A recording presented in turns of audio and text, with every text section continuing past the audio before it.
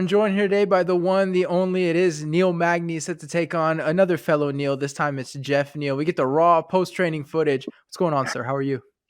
I'm doing great. How are you doing? Doing well, man. Thank you for asking. And right now, I believe you're currently in Las Vegas. So, what takes you out there at this time? Yeah, so I have my teammate Austin Hubbard competing this weekend on that Kelvin Gastelum versus Whitaker card.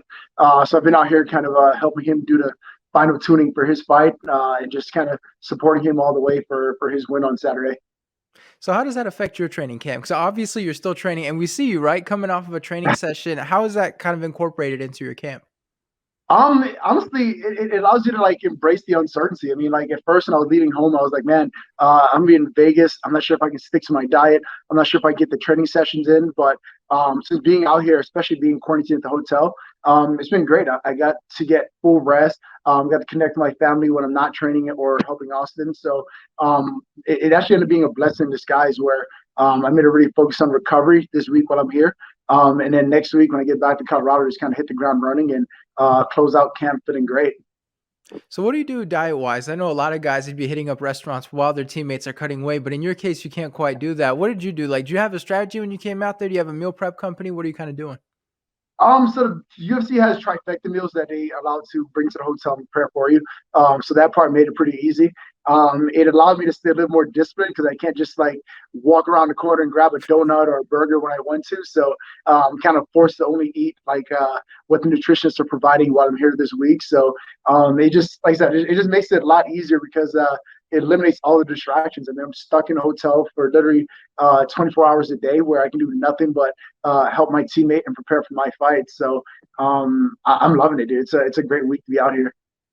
So, I don't want to put you on the spot, but there is Kevin Holland went on the Joe Rogan Experience, and he said he didn't like trifecta at all, and just went off on them and stuff. Like I said, I don't want to put you on the spot, but are you enjoying trifecta? Are you liking the meals, or maybe something's a little bit better than the others?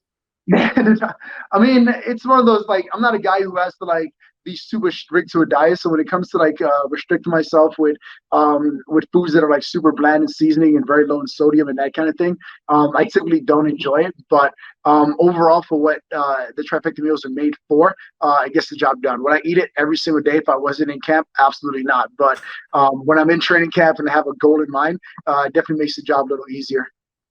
And I assume for you, obviously, you're the Haitian sensation. You've got the Haitian roots. Like food's a part of the culture, right? You know what I mean? Like eating the bland stuff. It's like it's not really like in your blood. I guess we could say. Yeah, dude, we've been eating seasoned food since the time we can crawl as a baby, dude. Like Haitian culture, like we skip right over baby food and jump right into like rice and beans and just start gnawing on like good food as a baby. So to go back and do this whole bland food thing is just not made for me, dude. I'm not built for that.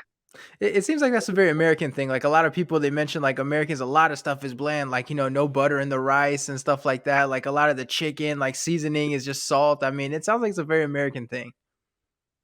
Yeah, you definitely get accustomed to it. I remember going to Italy for my wedding or sorry, my honeymoon a couple years ago, and I was kind of upset at the Italian food because it didn't have the American taste to it, even though it was American food. I was like, or Italian food. I was like, wait, where's like the extra Parmesan cheese and the Yeah. salt and like all these other like flavors that I'm used to? It's just like super bland, naturals, thin olive oil, that kind of thing. I was like, wait, Yeah. what? This is actual Italian food? And no, no, no, give me the American version. Give me that salt.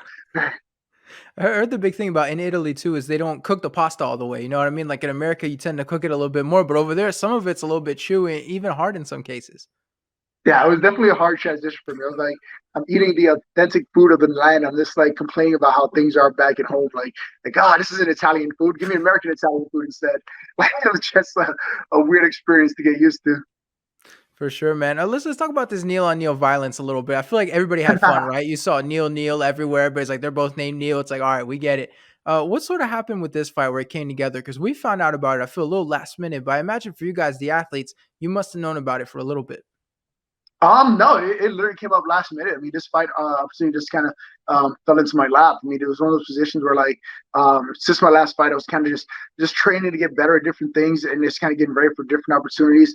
Watching how some of the fights in the top 10 will play out and just kind of waiting my turn to get an opponent. And then finally, I was just like in a point of training. It's like, man, I feel really good. I'm ready to go out there and showcase my talents. So I reached out to UFC and said, like, hey, I'm ready to get back out there May, June timeframe, and within a couple of hours, I had a fight offer in my email, and I just jumped on it. I feel like this is a return to the old Neil Magny, right? The guy we used to see every fight night card. It was like your name was in there somewhere. I feel like we're getting back to that a little bit, fighting 6, 7 times a year. Yeah, I mean, I love it. I mean, the thing that about that pace is it forced me to stay honest. It forced me to stay accountable. Like, I can't just go through the motions in training because I know I have an upcoming fighter that's trying to take my spot, or I'm trying to do the same for these other guys ranked above me. So it allows me to go in every training session and take it really seriously, be intentional about everything that I do. So I kind of like that pressure of like, all right, you may be fighting in a week, you may be fighting in a month, you may be fighting in 2 months, but that idea of like something lingering over my head to keep me accountable, keep me honest in the training room, I like that feeling. So is this fight a little bit more fun to prepare for than say your last fight, where Michael Chiesa, we know his big thing is the wrestling and stuff like that. Now you've got Jeff, who he's known for the knockouts, he's known for the stand-up. Is it a little bit more fun preparing for an opponent like that, or does it not really matter for someone like yourself? It doesn't matter too much. I mean, Jeff Neal is a guy who's on the radar since last year. He and I were scheduled to fight each other last August. Unfortunately, he came down with the illness and had to pull out of the fight. And I got to go against another power punching southpaw, which is Robert Lawler. So it's likely my first rodeo against a guy like Jeff Neal. I know what kind of dangers he brings to the table, and I know what kind of fight guys like that bring out of me. So I'm definitely excited for it. So I always get a kick out of like, how many welterweights call you out? Like I feel like anyone in the top 10 gets a win, and it's always give me Neil Magny. Is there some kind of call out history with this other Neil? Like I feel like there's been a call out of Neil Magny at some point with Jeff Neal. I'm not sure how this one came about. I mean, I'm pretty sure at one point or another we might have crossed paths or whatever, or like I said, we were actually scared to fight each other last year, and then he had to pull out for unforeseen reasons. But it's just kind of been one of those things that he's been doing pretty well in the division. I mean, he has one loss at welterweight. I've been on a pretty good run lately, going 3-1 in the last 12 months. So it's just one of those things that we're going to cross paths. If he does well, I do well. It's kind of inevitable that we're going to eventually run into each other. It's kind of what happened with this matchup here. And so you mentioned his last fight was against Stephen Thompson, and it was, I think, his first loss in the UFC, something like that. Can we expect to see you out there with the sideways stance, throwing out the kick, hands low down to your knees? Like, can we expect that kind of approach from Neil Magny in this one? Absolutely not. I mean, I would love to go out there and try to repeat the same game plan that Stevie implemented, but it's just that takes a lot of discipline, a lot of time to develop. I mean, Wonder Boy's been doing that for the last 20 years. So for me to kind of put that style together in 5-6 weeks is gonna be almost impossible. So for me, it's just kind of get out there, making a gritty fight, getting in his face, and getting the job done. Do you take anything away from that victory? Like, well, for Stephen Thompson, like, do you watch that fight? Does that kind of help you in your preparation, or is that because the style's a little bit different? Maybe there's not that much you can pull from it. No, I mean like every time I tried doing MMA math, it just never worked out for me. Every time like, oh well, this guy beat that guy, I should have beat this guy kind of thing. It never works out. I end up falling flat on my face on there. So I try not to look at that too much. I mean, you tend to pick up on some tendencies that your opponent brings to every fight across multiple opponents, and you kind of focus on those things. But to look at one individual fight or fighter and say like that's the way I'm gonna go out there and beat him, it's super difficult to do. Because if Jeff's anything like myself, he's looking at that Stevie Thompson's fight as much as I am and making those necessary adjustments. So if I focus on what he did wrong in that Warner Boy fight and try to go out there the same game plan, I'm going to be very unprepared for the version of Jeff Neal that shows up in fight night. It makes a lot of sense. And I think you throw a lot of people off guard if you came out with a karate kind of game plan imitating Stephen Thompson. I think a lot of people would be like, what on earth is Neil Magny doing? Yeah. But so for you, you've been a veteran for a very long time. There's a lot of guys like they'll tell us, oh, I'm preparing for their weaknesses and adjusting. Some guys like I only focus on myself. For you at this point, what are you kind of focusing on camp? Like, is it a mix of all those things, or is there? I mean, I know you can't tell us everything, but like, what's kind of your focus in moments like this? Every fight brings a whole new level of things for me to focus on. I mean, like, going into the my last fight, I mean, you can tell me anything. I would have told you like everything is locked in, ready to go. I'm physically where I should be, mentally where I should be, technically where I should be. Everything was locked in, but I go out there, and the fight plays out the way it does, and it gives me like all this data and things to work on. So it's like bringing all that stuff back to training camp, bringing it back to my coaches, and making those improvements right away. I mean, for the my last fight against Mike Chiesa, I mean, I got back in the country on a Monday, and by Wednesday, I was already back in the gym working on improvements. So for me, it's all about taking the data from the fights to win or lose, and making the necessary adjustments, not being the same fighter time and time again, or becoming predictable. I have to ask, after that fight against Michael Chiesa, did you get a lot of hate from Khamzat Chimaev fans? Like, I feel like those guys, they're just ready to jump at anyone that has mentioned Khamzat anytime in their life. Did you get blown up with Russian flags in your DMs? A little bit, but at the end of the day, like, those guys are crazy, man. Even Hamza himself and Ali. I mean, these guys are like honestly just delusional. To be honest with you, I mean, this man is dealing with severe COVID complications and everything else, and rather than getting healthy, he's over here telling people like, "Yeah, it's gonna be Neil Magny versus Khamzat Chimaev in July." In July, and I'm just like, dude, like, get healthy first. I mean, I will beat your ass any day of the week, but please focus on getting healthy first. And it was getting kind of frustrating. I mean, the idea that Ali and Khamzat actually expected me to like sit around on the sidelines for 6 months to hopefully wait for him to be healthy enough to fight was just crazy to me. But I guess that's just where the sport's going these days. I mean, I can't let that stuff distract me one way or the other. I'm on a mission to become one of the best welterweights out there and provide for my family. So that's what I'm doing every single opportunity I get. But to be completely fair, in order to be a top 10 welterweight, you have to call out Neil Magny. I mean, that's how it works. Like for him to skip that important step, I feel like it wouldn't be fair to the laws of welterweight in the UFC. Yeah, I mean, absolutely welcome it. I mean, everybody has their place in the UFC. I mean, if I'm the guy that's supposed to like put a beating on these young guys, try to make them break to the top 10, and I'll embrace that role. I mean, at the end of the day, it's just embracing who I am kind of thing. I mean, I can't look at one fight or the other and just kind of get envious or jealous of what they have. I can only like carve my own name in history and become the best fighter that I was made out to be. So let's fight against Jeff Neal. Where does that put you at this point in your career? Because I assume that, I mean, it's got to be a pretty impressive win, puts you in a good spot at welterweight, but what does that kind of do for your career? It definitely pushed me in the right direction. I mean, we have guys like Vicente Luque coming off a great win against Tyron Woodley. He's ranked, I believe, number 6 or 7 right now, coming off that win. Yeah, guys like Dude Meyer, who's making another fight here within the next couple of months. So it really allows me to like see how the top 5 of my division is playing out and get myself right back in the mix. Is it weird for you? Like, I feel like every time we mention an opponent, you guys were booked. Like, you and Vicente Luque, you guys were set to fight, I think, 2 years ago or something. Like, that's got to be weird to look at those names and think, like, man, you could have stepped in and tried to stop that hype train.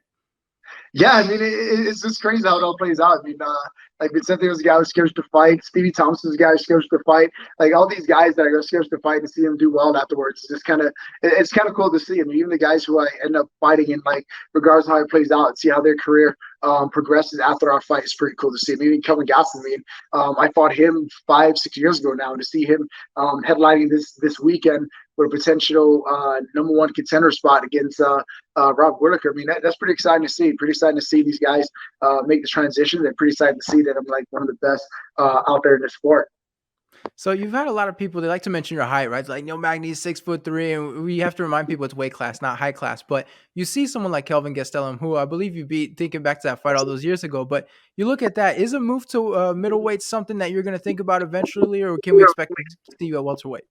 I definitely play with the idea of going to middleweight. I mean, it's just one of those things that I can't put on weight to stay my life. I mean, most fighters have this thing where, like, during camp, they're like restricting calories and trying to like lose all this weight. I'm having to get the right things in order to maintain weight throughout training camp. So I would potentially move to middleweight, but I just have to see how certain things play out. I just don't want to go into a fight and have a built-in excuse where if the fight does go my way, I'm just like, oh, well, only reason I lost that fight because that guy was bigger than me or he held me down because of his weight advantage. Like, I want to be eliminate every excuse possible and go in at 100% confidence. So when I fight at middleweight, if I fight at middleweight, I want to go in that fight knowing 100% confident, like, hey, I don't care if you weigh 20, 30 pounds more than me. I'm coming there and beat you behind and I'm going to get the job done. Is it frustrating too to hear that, because you're at a good spot at welterweight? It's not like you fizzled out or anything like that. Like, you're still up there. Is it kind of frustrating to hear that? Like, listen, I'm still in a good spot fighting top contenders. I mean, it is what it is. The sport changes day to day. I mean, it's becoming more of an entertainment thing than rather a skill thing. So this thing changes day by day. And if I'm not willing to change with the sport, then I'm kind of get washed out and fizzled out with the other guys. So whatever it means for me to like stay relevant, whether it means going on another crazy win streak, fighting 20 times in a year, whatever it may be to make myself relevant, I'm ready to put that work in. As long as I don't have to change who I am. I'm not one of those guys that can go out there and like talk shit about someone's family or country or anything like that. But I'm a guy to go out there and outwork every single person in my division to get what I want. So if I have to do that to get what I want, then I'm absolutely willing and able to do that. And if that's what it takes to keep me relevant, then more power to me to get it done. You mentioned the shit talking thing. Would there be a way for an opponent to get under your skin where we could see you jump up on a table, throw monster cans, and do stuff like that? Like, would there be a way to get that side of Neil Magny out there?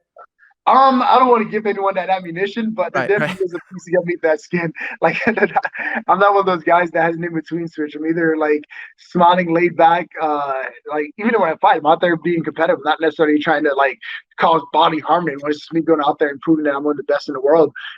So if someone really tries to pull that side out of me, it'll definitely be something that they regret. So I try to like hide that side of me as much as possible and try not to bring it out. So listen, before we get to the last question, which is obviously going to be the how you think the fight plays out, all that good stuff, and I'm going to hate myself for asking this one, but I have to because it's coming up. Jake Paul versus Ben Askren. How do you feel about that as a combat sports athlete? How do you like that, or do you like it at all? I love it, dude. I mean, any Yeah. opportunity that a combat sports athlete, especially MMA, gets an opportunity to go out there and get $1 million payday, more power to him, dude. Like, whether I like the guy or not, any opportunity that I see for an MMA fighter in particular to get a big payday, I'm all for it. I mean, I can care less about Jorge Masvidal, but he has the best tequila in the world. I can care less about Kobe Covington, but his t-shirts are the best t-shirts in the world. So any opportunity that there is for a fighter to make the most financially out of his career, I'm all for it, and I back that 100%. All right, listen, last question. I teased it a little bit, so it's not going to come as a huge surprise at all. But how do you see yourself getting your hand raised against the fellow Neil out there? I see me go out there getting it done in spectacular fashion. It's being going out there, being aggressive, controlling the range, controlling the pace of the fight, and really just putting a beating on him. I feel like this is an opportunity for me to really go out there and shine and show what I'm capable of. I can show many different skill sets in this fight, and I'm excited to go out there and do just that. Well, there we go. We look forward to it. I mean, this matchup is exciting. I know everybody was excited about it. I know I was. It's going to be a great fight. Thank you for the time, man. I really appreciate it. Awesome. It was always a pleasure talking to you.